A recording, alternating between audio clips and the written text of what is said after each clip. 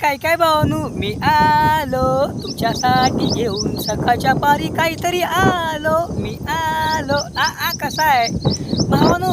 मला तुम्हाला एक गोष्ट सांगायची बघा, लई महत्वाची आहे. कशी माहिती आहे ऐका अशी बा तुम्हाला सांगतो. मस्तपैकी सकाळी लोक उठली बरं का, आंघोळ बिंगो केली, थोडा वाईट नाश्ता केला, बाहेर पडलो बा आणि असं गाडीवर जाताना मस्त वाटते बा मनाला.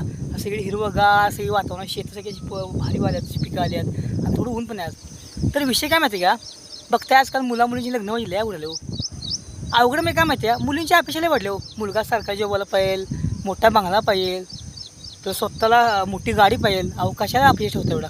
तुमच्या घरचं कोण असं का हो सरकारी जॉबवाला, तुमचा भाऊ किंवा कोण. आपल्यावर विचार करा दुनियाचा काय का.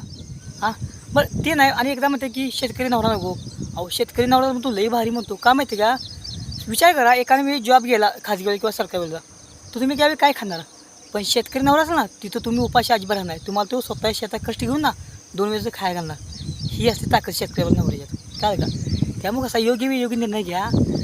विषय काय म्हणजे कुणामुळं कसं आहे, जास्त वय झाली कुणा लग्न होत नाहीत. अहो लई प्रॉब्लेम येतात, हजार प्रकारे प्रॉब्लेम काय का. पण मुलांच्या अपेक्षा आहे का बघा एवढ्या. मुलाचं काय असते फक्त माझ्या घरच्यांना सांभाळी मला बायको पाहिजे, फक्त एवढी अपेक्षा असते मुलांची. की तो म्हणा किंवा मला मुलगी सरकारवाली पाहिजे, मोठी चांगली हीच पाहिजे. अहो नसते हो. त्यामुळे तुम्ही अपेक्षा ठेवण्यापेक्षा तुम्ही योग्य निर्णय घ्या. मुलगा चांगला असावा, स्वतः कष्ट करणार असावं, हे विचार करा चालत्या. आणि जरा विचार करा तिला लग्न लोक होती सगळ्यांची मुलीची. हां मुलीनं चालत्या. पाहून च्या प्या जरा चालत्या. Bye bye public.